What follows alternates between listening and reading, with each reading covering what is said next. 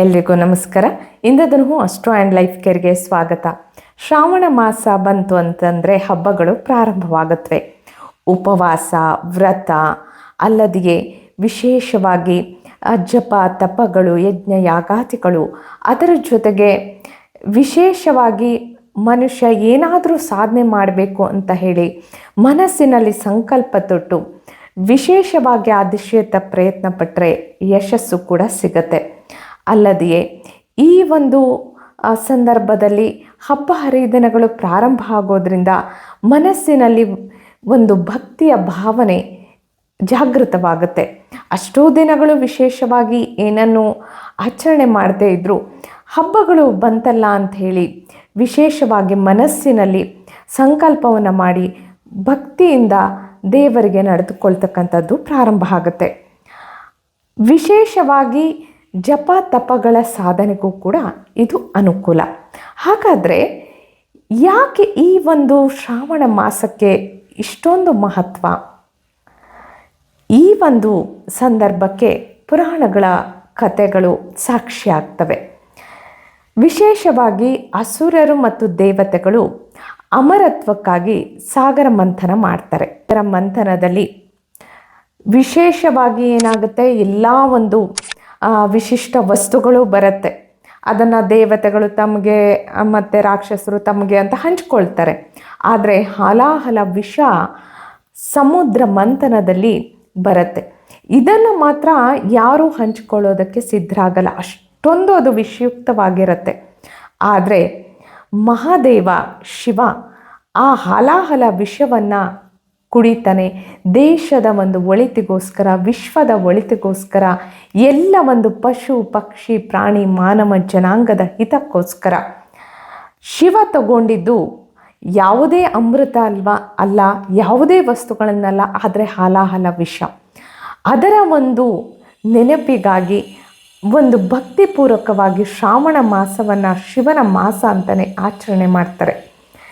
ಇಂತಹ ಒಂದು ಸಂದರ್ಭದಲ್ಲಿ ವಿಶೇಷವಾಗಿ ನಾವು ದೇವರುಗಳ ಅನುಗ್ರಹವನ್ನು ಪಡೆಯಬಹುದು ಅಂತ ಹೇಳಿ ಈ ಶ್ರಾವಣ ಮಾಸದಲ್ಲಿ ವಿಶೇಷವಾಗಿ ಹಬ್ಬಗಳು, ಹಾಗೆಯೇ ದೇವರ ಬಗೆಗಿನ ಭಕ್ತಿ ಭಾವಗಳು ಜಾಗೃತವಾಗಿ ಅದರ ಕಡೆಗೆ ವ್ಯಕ್ತಿ ವಿಶೇಷವಾಗಿ ಬಲವನ್ನು ತೋರೋದಕ್ಕೆ ಪ್ರಾರಂಭಿಸ್ತಾನೆ.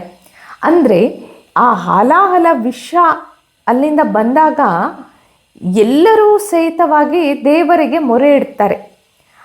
ಮತ್ತು ವಿಶೇಷವಾಗಿ ದೇವರು ಅನುಗ್ರಹ ಮಾಡ್ತಕ್ಕಂತಹ ಸಮಯ ಅಂತ ಹೇಳಿ ಆ ಒಂದು ಹಾಲಾಹಲ ವಿಷವನ್ನು ಶಿವ ಕುಡಿದಾಗ ದೇವರ ಅನುಗ್ರಹವನ್ನು ನೀಡಬೇಕು ಅಂತಕ್ಕಂಥ ಎಲ್ಲ ಒಂದು ದೇವರುಗಳು ಆ ಒಂದು ಸಮಯಕ್ಕಾಗಿ ವಿಶೇಷ ಅನುಗ್ರಹವನ್ನು ಮಾಡ್ತಾ ಇರ್ತಾರೆ.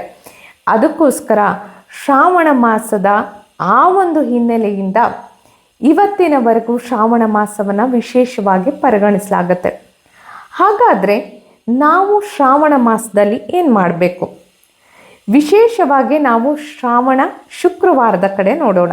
ಪ್ರತಿ ಶುಕ್ರವಾರನೂ ಶ್ರಾವಣ ಮಾಸದಲ್ಲಿ ಮಾಡ್ಬೋದು. ಹಾಗಾದರೆ ಯಾವ ರಾಶಿಯವರು ಏನು ಮಾಡಬೇಕು ಅನ್ನೋದನ್ನು ನೋಡೋಣ. ಇಲ್ಲಿ ಮೊಟ್ಟ ಮೊದಲನೇದಾಗಿ ಮೇಷರಾಶಿಯವರು ಯಾರಿಗೆ ಅವಶ್ಯಕತೆ ಇದೆಯೋ ಅವರಿಗೆ ಯಾವುದಾದರೂ ಕೆಂಪು ವಸ್ತು ಅಂತಂದರೆ ಅಲ್ಲಿ ಕೆಂಪು ಹಣ್ಣನ್ನು ಸಹ ನೀಡ್ಬೋದು. ಅದೇ ವೃಷಭ ರಾಶಿಯವರು ಮಾತೆ ಲಕ್ಷ್ಮಿಗೆ ಬಿಳಿಯ ಹೂವುಗಳನ್ನು ಅರ್ಪಿಸೋದು. ಬಿಳಿಯ ಹೂವುಗಳಲ್ಲಿ ಸೇವಂತಿಗೆ ಅರ್ಪಿಸ್ಬೋದು ಅಥವಾ ಮಲ್ಲಿಗೆ ಹೂವು ವಿಶೇಷ. ಈ ರೀತಿ ಯಾವುದೇ ಬಿಳಿಯ ಪುಷ್ಪಗಳನ್ನು ಸಹ ಇಲ್ಲಿ ಅರ್ಪಿಸ್ಬೋದು. ಹಾಗೆಯೇ ಮಿಥುನ ರಾಶಿಯವರು ಇಲ್ಲಿ ಹಸುವಿಗೆ ಯಾವುದಾದರೂ, ಇಲ್ಲಿ ಹಸು ಅಂತಂದ ತಕ್ಷಣ ಯಾವ ಕಲರು ಏನು ಕಲರು ಪರವಾಗಿಲ್ಲ, ಯಾವುದೇ ಹಸುವಾದ್ರೂ ಪರವಾಗಿಲ್ಲ. ಹಸುಗೆ ತಮ್ಮ ಒಂದು ಸುತ್ತಮುತ್ತಲು ಇದ್ದರೆ ಪರವಾಗಿಲ್ಲ. ಇಲ್ಲ ಅಂತಂದರೆ ತಾವು ಗೋಶಾಲೆಗೂ ಸಹಿತ ವಿಶೇಷವಾಗಿ ಸೇವೆ ಸಲ್ಲಿಸ್ಬೋದು. ಇಲ್ಲಿ ಹಸಿರಾದಂತಹ ಹುಲ್ಲು ಅಥವಾ ವಿಶೇಷವಾಗಿ ಪಾಲಕ್ ಸೊಪ್ಪನ್ನು ಕೊಡ್ಬೋದು. ಕರ್ಕ ರಾಶಿಯವರು ಪಾಯಸವನ್ನು ಮಾಡಿ ಅದನ್ನು ತಾಯಿ ಲಕ್ಷ್ಮಿಗೆ, ಮಾತಾ ಲಕ್ಷ್ಮಿಗೆ ನೈವೇದ್ಯವನ್ನು ಅರ್ಪಿಸ್ತಕ್ಕಂಥದ್ದು.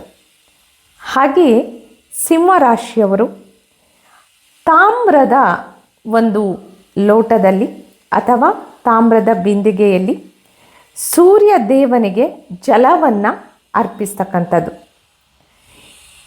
ಹಾಗೆಯೇ ಕನ್ಯಾ ರಾಶಿಯವರು ಯಾವುದೇ ಕನ್ಯೆಯರಿಗೆ ದಕ್ಷಿಣೆಯನ್ನು ಅಥವಾ ಏನಾದರೂ ಗಿಫ್ಟನ್ನು ಕೊಡ್ತಕ್ಕಂಥದ್ದು. ತುಲಾ ರಾಶಿಯವರು ಪೂಜೆಯಲ್ಲಿ ಸುಗಂಧ ದ್ರವ್ಯಗಳನ್ನು ಬಳಕೆ ಮಾಡ್ತಕ್ಕಂಥದ್ದು ಹಾಗೂ ಸ್ವಯಂ ಸಹ ಉಪಯೋಗಿಸ್ತಕ್ಕಂಥದ್ದು. ಅದೇ ರೀತಿ ವೃಶ್ಚಿಕ ರಾಶಿಯವರು ಆಂಜನೇಯ ಸ್ವಾಮಿಗೆ ಸಿಂಧೂರವನ್ನು ಅರ್ಪಿಸ್ತಕ್ಕಂಥದ್ದು. ಇದು ವಿಶೇಷವಾಗಿ ಯಾರಿಗಾದರೂ ತುಂಬ ಸಾಲ ಇದೆ ಅಂತಕ್ಕಂಥವ್ರು ಇದನ್ನು ಮಾಡಿದರೆ ಇನ್ನೂ ಒಳ್ಳೆಯದು. ಅದೇ ರೀತಿ ಧನು ರಾಶಿಯವರು ಕೇಸರಿಯನ್ನು ಅಥವಾ ಹಳದಿಯನ್ನು ತಿಲಕದ ರೂಪದಲ್ಲಿ ಇಟ್ಕೊಳ್ತಕ್ಕಂಥದ್ದು. ಮಕರ ರಾಶಿಯವರು ಪಕ್ಷಿಗಳಿಗೆ ಕಾಳುಗಳನ್ನು ಹಾಕ್ತಕ್ಕಂಥದ್ದು. ಕುಂಭರಾಶಿಯವರು ಇರುವೆಗಳಿಗೆ ಸಕ್ಕರೆಯನ್ನು ಅಥವಾ ಯಾವುದಾದ್ರೂ ಮನೆಯಲ್ಲಿ ಇರ್ತಕ್ಕಂತಹ ಹಿಟ್ಟನ್ನು ಹಾಕ್ತಕ್ಕಂಥದ್ದು. ಮೀನರಾಶಿಯವರು ಭಗವಾನ್ ವಿಷ್ಣು ಮತ್ತು ಲಕ್ಷ್ಮಿಯನ್ನು ಸಂಯುಕ್ತ ರೂಪದಲ್ಲಿ, ಅಂದರೆ ಇಬ್ಬರು ಜೊತೆಯಾಗಿರೋದನ್ನು ಆ ರೂಪದಲ್ಲಿ ಪೂಜೆ ಮಾಡ್ತಕ್ಕಂಥದ್ದು. ಯಾಕೆ ಇದನ್ನು ಮಾಡ್ತಕ್ಕಂಥದ್ದು ಅಂತಂದರೆ ಧನ ಸಂಪತ್ತಿನ ಪ್ರಾಪ್ತಿಗಾಗಿ ಮತ್ತು ಮನೆಯಲ್ಲಿ ಸುಖ ಸಮೃದ್ಧಿ ನೆಲೆಸೋದಕ್ಕೆ. ಯಾವುದೇ ರಾಶಿಯವರು ಇರ್ಬೋದು ಅಥವಾ ನಮಗೆ ರಾಶಿ ಗೊತ್ತಿಲ್ಲ ಅಂಥವ್ರು ಇರ್ಬೋದು, ಬುಧವಾರ ದಿವಸ ಇದನ್ನು ವಿಶೇಷವಾಗಿ ಮಾಡ್ಬೋದು. ಇದು ಹಣ ಮತ್ತು ಧನದ ಸಮೃದ್ಧತೆಗೆ ಸಹಾಯ ಮಾಡುತ್ತೆ. ಇದನ್ನು ಅಥವಾ ಅದರ ಆಗಮನಕ್ಕೆ ವಿಶೇಷವಾಗಿ ಸಹಾಯ ಮಾಡುತ್ತೆ. ಏನು ಮಾಡ್ಬೋದು? 12 ಹುಣಸೆ ಬೀಜವನ್ನು ತೆಗೆದುಕೊಳ್ತಕ್ಕಂಥದ್ದು, ಅದನ್ನು ಅರಳಿ ಮರದ ಕೆಳಗೆ, ಅಂದರೆ ಅಶ್ವತ್ಥ ಮರದ ಕೆಳಗೆ, ಯಾವುದೇ ಅರಳಿ ಮರ ತಗೋಬೋದು, ಇದೇ ಆಗಬೇಕು ಅದೇ ಆಗಬೇಕಂತ ಏನಿಲ್ಲ.